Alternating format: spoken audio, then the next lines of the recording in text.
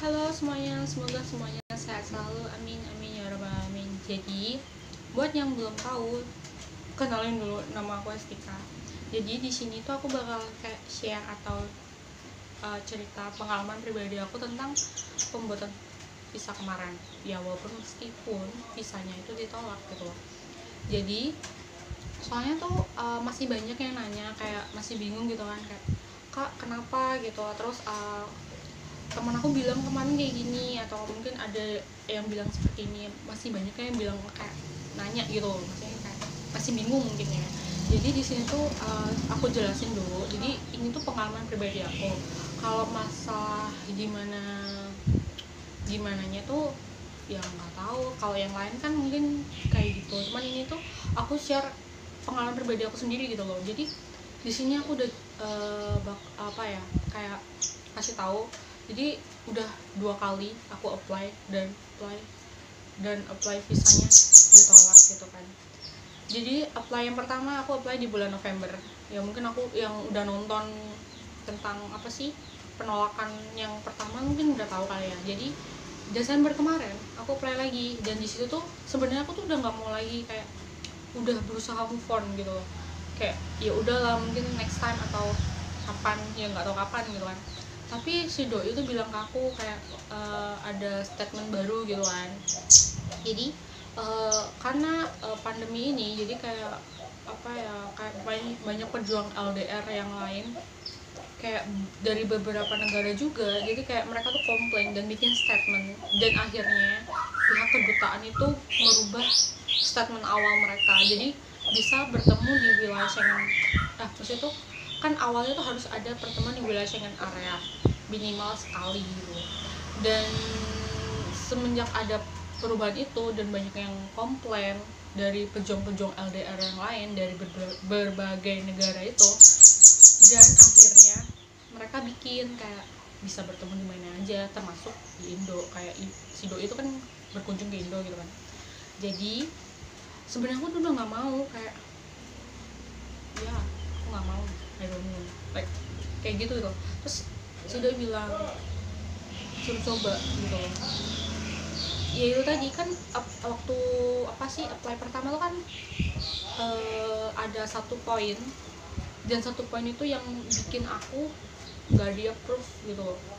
Dan aku apply kedua ini dengan semua dokumen yang sama, dan kita tuh emang di sini tuh aku kasih kayak dokumen tambahan, kayak statement dari doi, dari aku juga, kayak dari keluarga aku, kayak dari tante aku, dari kakak aku juga gitu tuh, nambahin dokumen kayak gitu. Jadi mereka tuh bikin statement juga, dan harusnya tuh aku sendiri juga bikin statement gitu kan.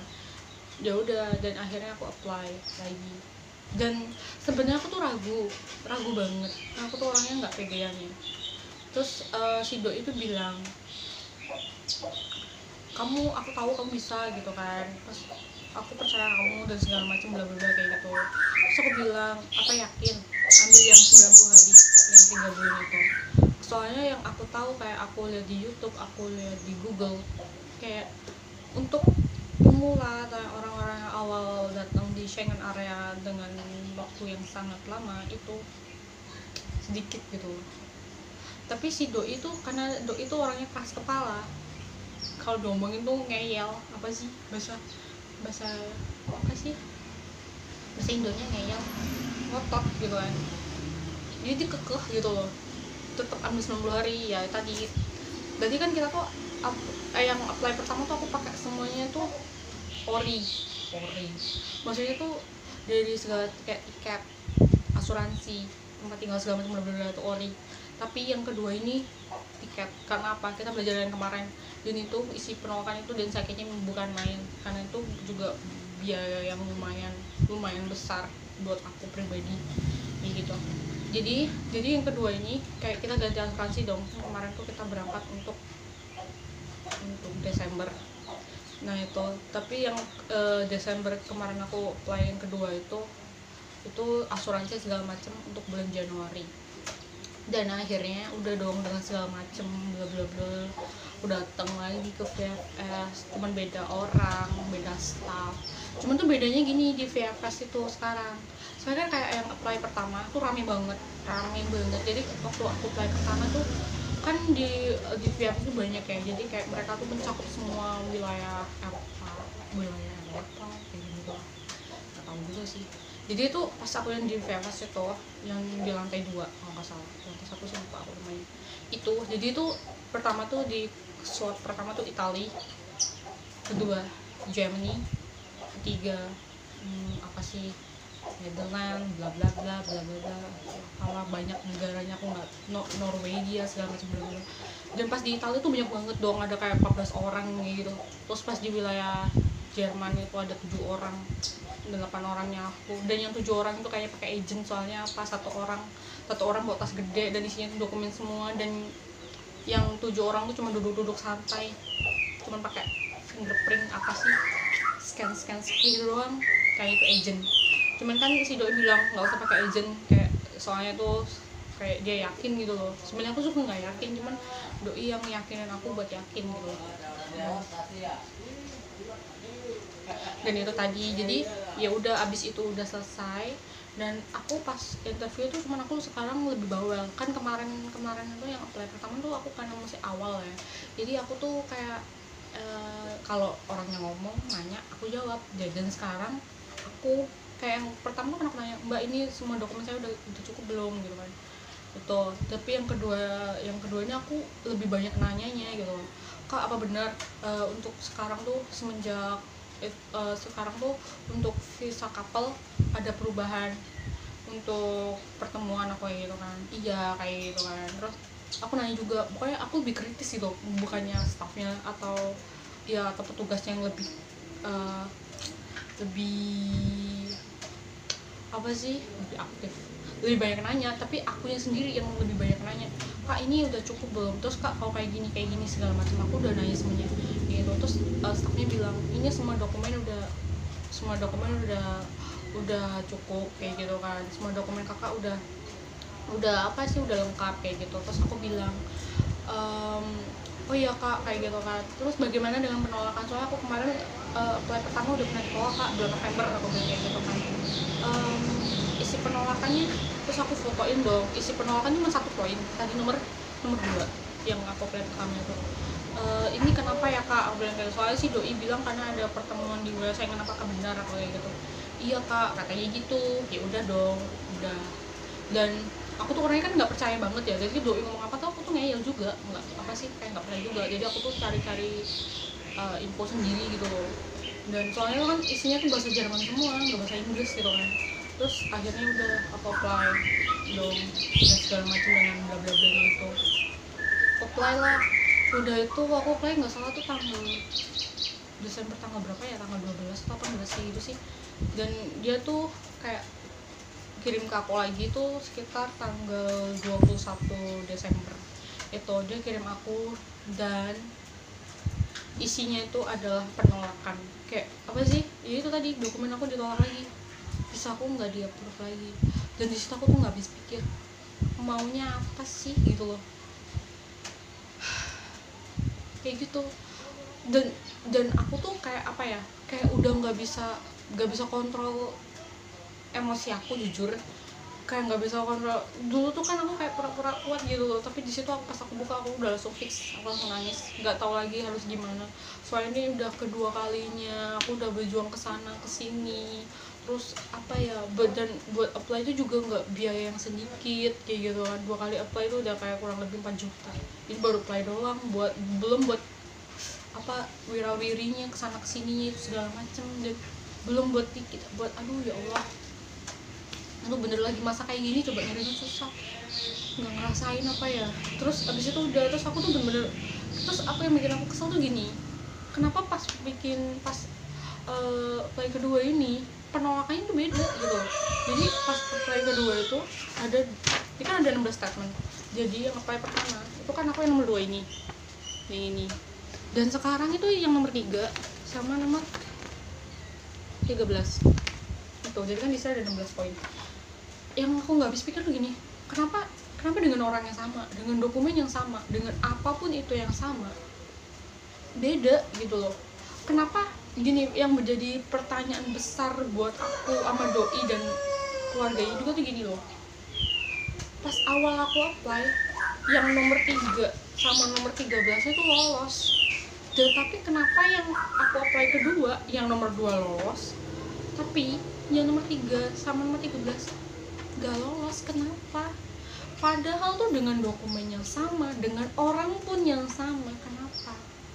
Di sini tuh kayak big question, like apa ya, kayak pertanyaan besar gitu loh.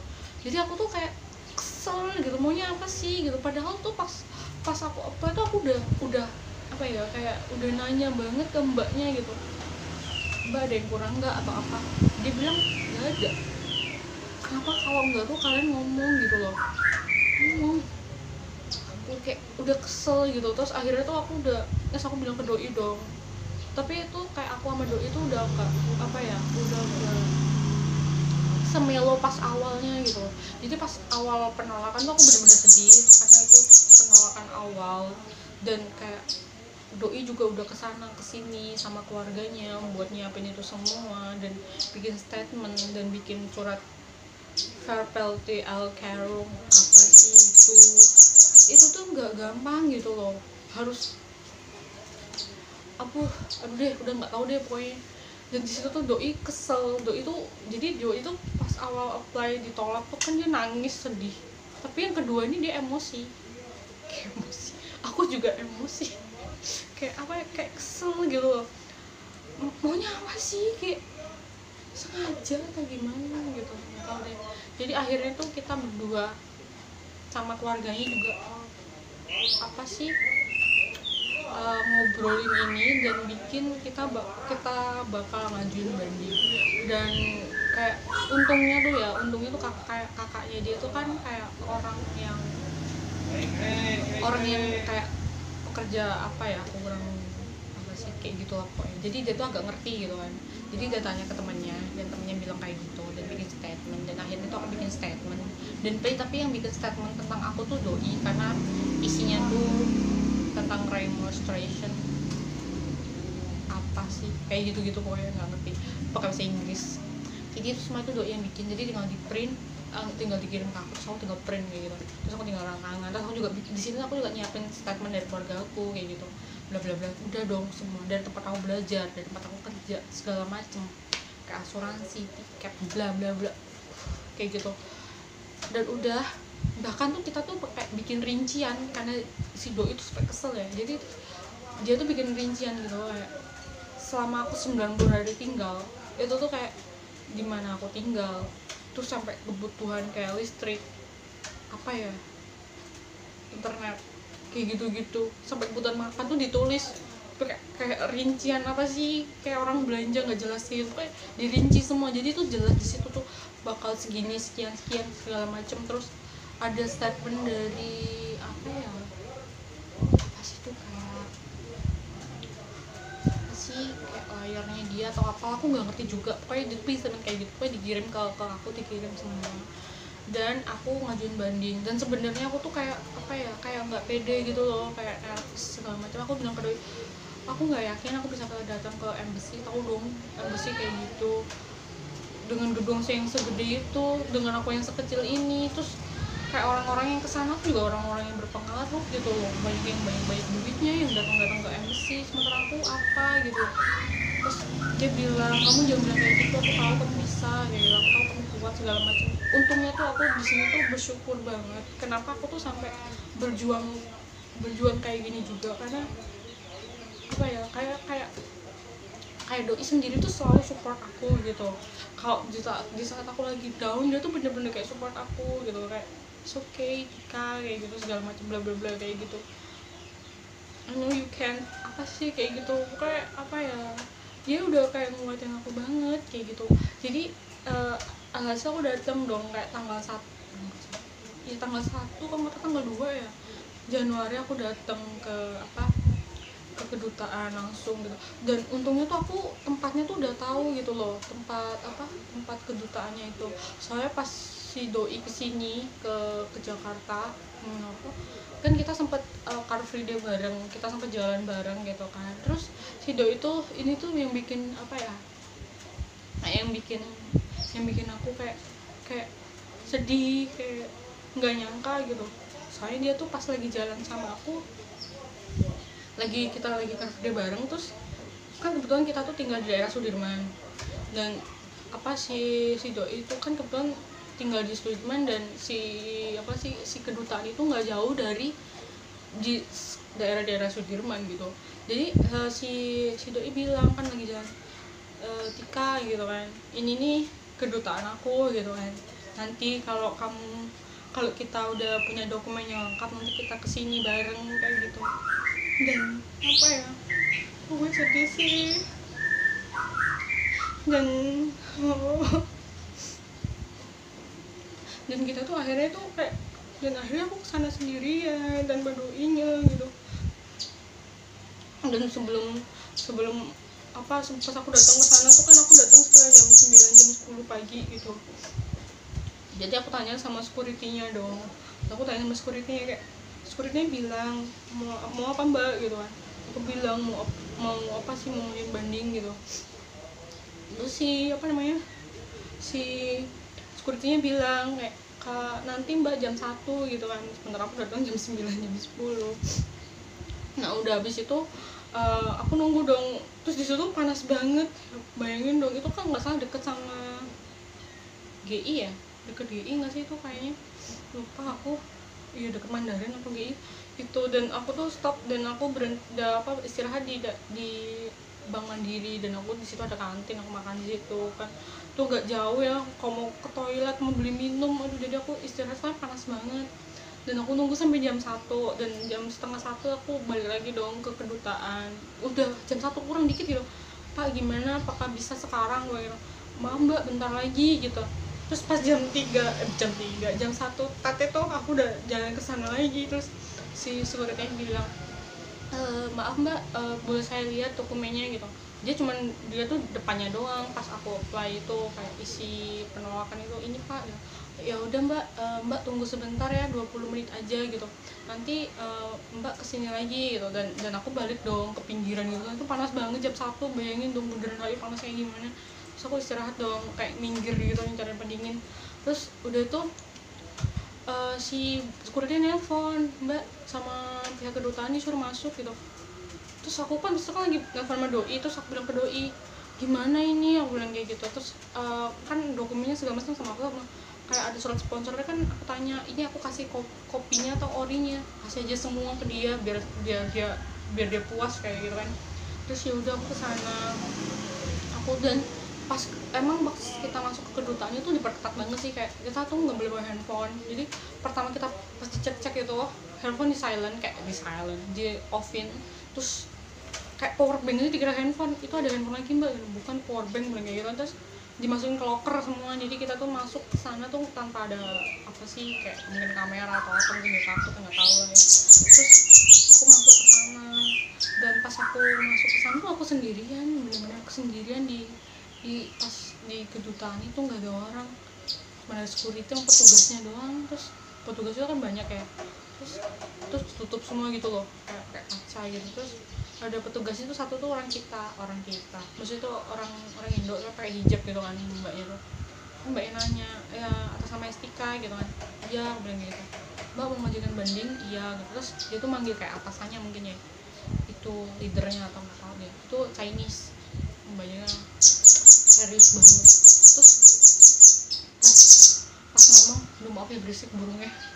Jadi pas mbak yang ngomong tuh pakai headphone dong. Jadi dia nanya dong, Mbak dengar saya nggak gitu kan, pakai earphone, pakai apa sih, mikrofon kayak gitu. Terus aku bilang iya gitu. Terus mbaknya mau ngajuin banding? Iya. Terus ditanya, Mbak tahu dari mana kalau pengajuan banding di sini gitu. Aku tanya ke PFS mana, aku bilang PFS Kuningan, aku kayak gitu. Mbak udah tahu isi penolakannya? Aku bilang dong, kata partner saya dan apa sih, setahu saya gitu. Soalnya itu kan isinya bahasa Jerman semua ya. Jadi itu aku bilang kayak gini karena alasannya pertama, pihak kedutaan meragukan aku bakal balik ke Indo. Terus kedua, apa sih, aku stay di sana itu diragukan. mungkin karena terlalu lama atau apa nggak tahu, padahal tuh semua udah lengkap. Dan udah dong semuanya selesai, dan dia nanya, terus dia ambil dokumen dari dalam, dan dokumennya tuh segepok gede banget. Jadi apply pertama apply kedua tuh dokumen aku tuh di situ semua. Aku kira tuh dibuang di sampah dong, ternyata disimpan dikit sama dia.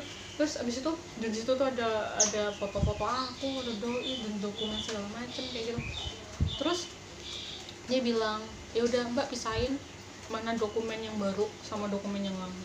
Aku kan yang baru tuh kan karena isi penolakan, jadi aku tuh bikin sesuatu yang kuat buat aku buat balik lagi ke Indo, yaitu tadi statement dari keluarga aku dan pekerjaan aku juga dan tempat aku belajar juga. Jadi aku kebetulan bulan April ada ujian gitu kan, jadi di situ tuh kayak dijelasin semua. Jadi aku bikin statement segala macam dan akhirnya dicek, ini semua isi remonstration apa sih nggak tahu gue itu.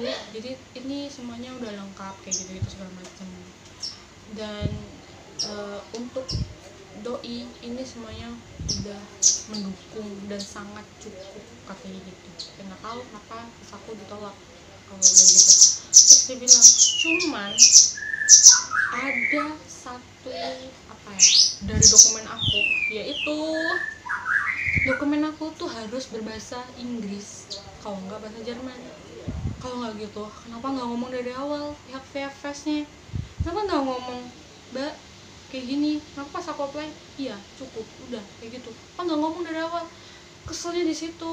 Oh, terus aku bilang dong, saya nggak tahu mbak, terus kayak gitu kan. Terus gimana kira-kira apakah bisa lanjut? Aku bilang gitu. Bisa sih kayak gitu kan. Di sini soalnya dari pihak kedutaan itu orangnya dari Jerman langsung, jadi dia nggak ngerti kalau kita pakai bahasa Indo. Kita kayak petugasnya sih bisa kasih penjelasan ke apa sih kedutaannya itu, cuman poinnya aja nggak detail gitu loh. Terus aku gimana mbak gitu, ya nggak apa-apa kalau mbak mau kita bisa simpen ini, nanti kita bakal kabarin via email. Dan setelah aku kan ngajuin banding itu, aduh berisik banget sih ya Allah. Jadi apa sih lupa kan aku. Jadi itu aku ngeblank sih. Jadi aku ngajuin banding itu sekitar tanggal berapa ya, pokoknya hari Senin. Iya Senin Januari. Senin Januari iya itu. Dan sekarang tuh udah 8 ke 9 Januari, dan sekarang tuh masih tahap menunggu. Dan aku tuh udah nggak tahu ya, soalnya sih kayak si doi juga udah pasrah. Soalnya apa, soalnya tiket kita tuh tanggal 20 Januari, jadi kita tuh kayak harap-harap cemas, kayak pasrah dengan apa yang ada gitu, walaupun sebenarnya kita tuh nggak terima. Nah, kita tuh udah berjuang banget gitu. Dan itu tadi, jadi di sini tuh aku cuma sharing tentang pengalaman pribadi aku aja gitu. Jadi maaf kalau omongan aku tuh belibet, soalnya aku tuh kalau ngomong emang suka belepotan gitu. Dan apa namanya, soal apply itu tadi, kayak aku kan ngejelasin kalau apply itu jadi kayak banyak banget statement. Jadi kan kalian bisa lihat di VFS langsung dokumen apa aja. Yang paling penting tuh dokumen dari doi itu, statement dari keluarga segala macam bla bla bla, surat sponsor dan tiket, bahkan tuh udah lengkap aja masih ditolak gitu. Jadi itu tadi, jadi yaitu pengalaman pribadi aku. Dan ya mohon maaf kalau misalkan apa ya kurang jelas atau aku kasih penjelasannya itu kurang detail, ya mohon maaf. Dan makasih juga buat teman-teman yang udah like, udah nonton, udah subscribe aku, udah apa ya, udah ngedukung aku. Makasih banyak. Soalnya aku lihat sih kayak dari komen-komennya tuh masih banyak yang positif gitu, meskipun kadang-kadang masih banyak yang julid. Kayak banyak yang ngatain. Soalnya kemarin aku ngomong juga apa sih, belepotan yang ngomong, nulisnya tuh belepotan. Soalnya kayak tipe apa sih keyboardnya apalah gitu. Ya udahlah ya, intinya kan aku hanya nyampain ya, namanya juga masih awal ya. Mohon maaf kalau ada salah kata dalam omongan aku yang masih belepotan ini, soalnya aku sendiri masih bingung gitu loh. Ya itu tadi apa ya, pengalaman pribadi aku aja. Dan buat teman-teman juga yang di sana pejuang-pejuang LDR lainnya semangat gitu kan. Apa ya, soalnya saat kayak gini tuh emang susah banget sih, apalagi lagi masa-masa pandemi kayak gini kan. Terus buat teman-teman juga yang sama pasangannya tuh, kalian beruntung banget. Soalnya tuh apa, di luar sana tuh kayak aku sendiri, kayak di luar sana masih banyak orang yang buat kumpul atau buat bareng sama pasangan aja tuh kayak susah banget gitu, kayak masih berjuang banget ya Allah, kayak berjuang banget gitu loh. Jadi kalian ya bener-bener aja lah gitu loh. Kalau ya emang namanya hubungan tuh pasti ada konflik, pasti ada konfliknya, pasti. Kayak aku pribadi sama doi itu kayak berantem udah kayak sarapan tiap hari gitu. Cuman ya tadi bagaimana kalian bisa nyikapin itu, kayak kalian sama-sama dewasa kayak gitu kan. Buat aku pribadi sih aku udah dewasa ya. Iya aku udah dewasa kayak udah dewasa. Iya jadi kalian itu tadi harus jaga komunikasi, dan semoga semuanya tuh sehat selalu biar kita tuh bisa kumpul bareng sama orang-orang yang kita sayangi. Dan itu tadi buat pejuang LDR lainnya tuh semangat gitu kan, karena apa ya, karena itu buat apa sih, buat kalian tetap kuat gitu loh ya, walaupun sebenarnya tuh sulit dan susah gitu, buat support satu sama lain ya. Kayak kalian tuh harus jangan gedein ego gitu loh. Emang sih pasti kayak kita tuh, kayak aku pribadi juga kalau aku lagi kesel aku marah gitu, aku ngediemin doi segala macam, cuman untungnya doi kayak ngerti. Cuman kalau doi lagi kesel, akunya yang berusaha untuk apa sih, mengalah. Pokoknya harus saling ngerti sama lain aja deh pokoknya tuh. Semangat juga buat teman-teman yang lain, dan semoga semuanya sehat selalu, amin amin ya rabbal alamin. Dan makasih juga buat teman-teman yang udah nonton, like and subscribe. Apa sih, ya udah, makasih buat semuanya. Assalamualaikum.